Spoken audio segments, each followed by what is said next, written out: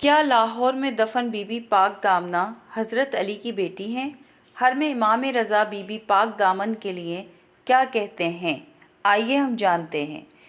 کربلا کے دوران جب حضرت امام حسین رضی اللہ تعالیٰ عنہ اپنے ساتھیوں کے ہمراہ مکے سے کوفے کی طرف ہجرت کی تو آپ کے ساتھ اہل خانہ کی کچھ بیویاں بھی شامل تھیں۔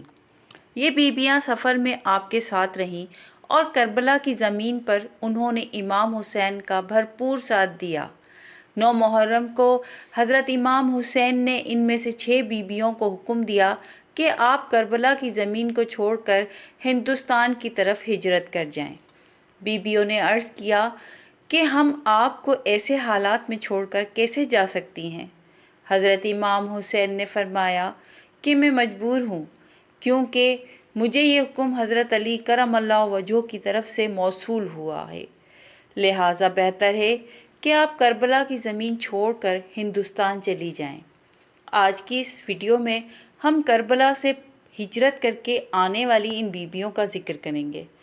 خاتون جنت حضرت بی بی فاطمہ الزہرا رضی اللہ تعالیٰ عنہا کے وصال کے بعد حضرت علی کرم اللہ وجہہ نے ایک شادی ام البنین رضی اللہ تعالیٰ عنہا سے کی۔ ان کے بطن سے 4 بیٹے حضرت عباس علمدار، حضرت جعفر علیہ السلام، حضرت عبداللہ علیہ السلام اور حضرت عثمان علیہ السلام پیدا ہوئے، جبکہ ایک بیٹی رقیہ پیدا ہوئی، جن کا مزار لاہور میں بی بی پاک دامنہ کے نام سے مشہور ہے۔ آپ حضرت علی کی بیٹی اور حضرت مسلم بن عقیل کی زوجہ ہیں۔ آپ کے ساتھ حضرت عقیل ابی طالب کی 5 بیٹیاں بھی لاہور ہی میں مدفن ہیں۔ ان بیٹیوں کے نام ام ہانی رضی اللہ تعالیٰ عنہ، ام لقمان رضی اللہ تعالیٰ عنہ، اسما رضی اللہ تعالیٰ عنہ، رمالہ رضی اللہ تعالیٰ عنہ اور زینت رضی اللہ تعالیٰ عنہ ہیں۔ حضرت امام حسین رضی اللہ تعالیٰ عنہ کے کہنے پر ان 6 بیویوں نے کربلا سے ہندوستان کا سفر 9 محرم کو شروع کیا۔ ابھی آپ راستے میں ہی تھیں کہ انہیں امام حسین اور ان کے ساتھیوں کی شہادت کی خبر ملی، مگر چونکہ حکم تھا اس لیے انہوں نے اپنا سفر ہندوستان کی طرف جاری رکھا۔ لاہور میں آج جہاں حضرت بی بی پاک دامنہ کا روضہ ہے، وہاں اس وقت صرف ریت کا ایک ٹیلہ تھا، جس کے آس پاس ایک جنگل تھا اور یہ جنگل دور تک پھیلا ہوا تھا۔ اسی جنگل کے پاس لاہور میں ایک بستی بھی موجود تھی۔ چونکہ اسلام اس وقت تک ہندوستان میں نہیں پہنچا تھا، سب لوگ بتوں کی پوجا کیا کرتے تھے۔ لاہور پر اس وقت ایک ہندو راجہ حکومت کیا کرتا تھا جس کا نام مہابرن تھا۔ اس کا ایک بیٹا تھا جس کا نام مکرمہ تھا۔ جب یہ 6 بیویاں لاہور کی سرزمین میں داخل ہوئیں تو یہاں پر تمام بت اور مورتیاں اپنی جگہ سے گر پڑے اور آگ کی پوجا کرنے والوں کی آگ جو سالوں سے جل رہی تھی ایک دم ٹھنڈی پڑ گئی۔ شہر میں آمد کے ساتھ ہی ان بیویوں کی روحانیت کا یہ عالم تھا کہ کفر میں لرزہ طاری ہو گیا۔ جب لوگوں نے اپنے مندروں میں یہ حالات دیکھے تو شہر میں قہرام مچ گیا۔ راجہ نے اپنے تمام وزیروں اور مشیروں کو اکٹھا کیا اور ان کو اس واقعے کی تحقیقات کا حکم دیا۔ پتہ لگا کہ کچھ پردیسی آئے ہیں اور ان کے آنے کے بعد ہی ایسا ہوا ہے۔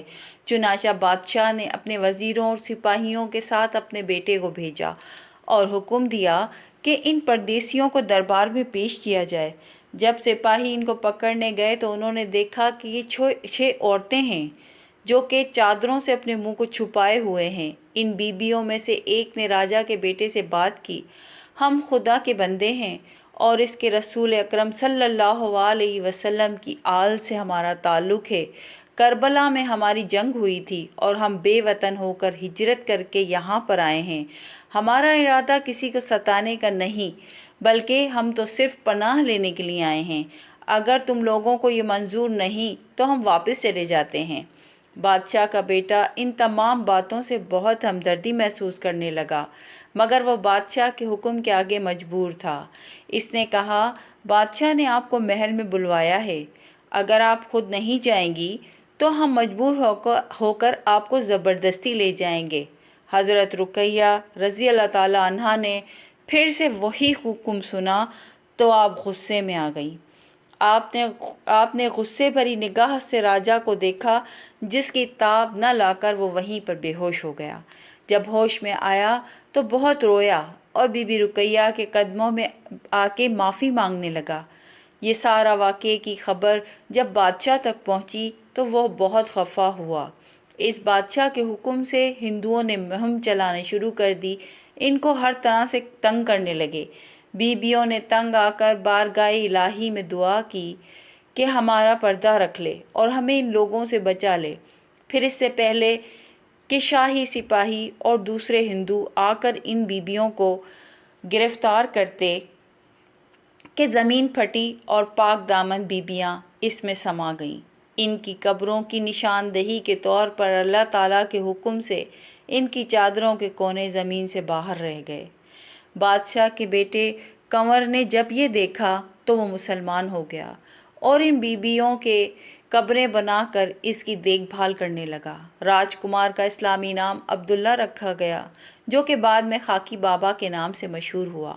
بابا خاکی کا وصال سن 100 ہجری میں ہوا۔ بابا خاکی کا مقبرہ بھی اسی مقبرے کے اندر موجود ہے۔ برِ صغیر میں ہندو بادشاہوں کے بعد مسلمان بادشاہوں کی حکومت شروع ہوئی اور سال گزرنے کے بعد حکومت اسی طرح بدلتی رہی اور ہر روز ان بیویوں کے مزار پر عقیدت مندوں کا رش ایسا ہی ہوتا رہا۔ سن 410 عیسوی میں جب مسلمان بادشاہ محمود غزنوی نے ہندوستان پر حملہ کر کے ہندوستان فتح کیا اور لاہور آنے کے بعد جب اس کو پتہ چلا کہ جناب حضرت علی کرم اللہ وجہہ کی صاحبزادی کا مزار ہے، تو اس نے مزارات میں پختہ حویلیاں اور اندرونی برآمدے تعمیر کروائے اور پھر بادشاہ اکبر کے دور میں نئے سرے سے مزار کی تعمیر ہوئی۔ اس کے ساتھ ساتھ باقی قبروں کا اضافہ بھی ہوتا رہا اور کچھ عرصے کے بعد یہ بی بی صاحبہ کا مزار قبرستان کہلانے لگا اور لوگ اس قبرستان میں اپنے عزیزوں کو دفن کرنے لگے۔ پاک بیبیوں کا یہ واقعہ برِ صغیر میں مسلمانوں کے آنے سے تقریباً 32 سال پہلے کا ہے۔ واقعہ کربلا سن 61 ہجری سے لے کر قیام پاکستان سن 1947 عیسوی تک کے بابا مزار بی بی پاک دامنہ کا تصور کیا جاتا رہا، لیکن بعد میں اچانک کچھ لوگوں نے یہ مہم چلائی کہ یہ بی بی پاک دامنہ کا مزار نہیں ہے۔ اسی مسئلے کو لے کر 2005 میں پنجاب کے گورنر نے امام رضا کے حرم کو خط لکھا اور خط میں لکھا کہ لاہور میں ایک بی بی کا مزار ہے اور ایک بڑے طبقے کا خیال ہے کہ مولا علی کی بیٹی ہیں، حضرت رقیہ بی بی پاک دامنہ ہیں، تو امام حرم رضا تصدیق یا تردید کریں کہ یہ مولا علی کی بیٹی ہیں یا نہیں ہیں۔ 2005 سے لے کر 2015 میں حرم امام رضا نے جواب دیا۔ 10 سال لگائے گئے تحقیقات میں۔ ان 10 سالوں میں کئی دفعہ حرم امام رضا کی ٹیم لاہور آئی، پرانے خاندانی شجروں کو نکال کر دیکھا گیا اور تاریخی کتابیں نکال کر شواہد کو جمع کیا گیا۔ 2015 میں وزیر اعلیٰ پنجاب کو انہوں نے 2 صفحوں کا جوابی خط لکھا۔ خط میں امام رضا نے تصدیق کی کہ یہ مولا علی کی بیٹی ہیں اور ہم تائید کرتے ہیں کہ یہ مولا علی کی بیٹی رقیہ بن علی بن ابی طالب ہیں اور زوجہ مسلم بن عقیل ہیں اور لاہور میں بی بی پاک دامنہ کے نام سے ان کا مزار ہے۔ میرے چینل کو سبسکرائب کریں تاکہ ہر آنے والی ویڈیو آپ کو بروقت مل سکے۔ شکریہ۔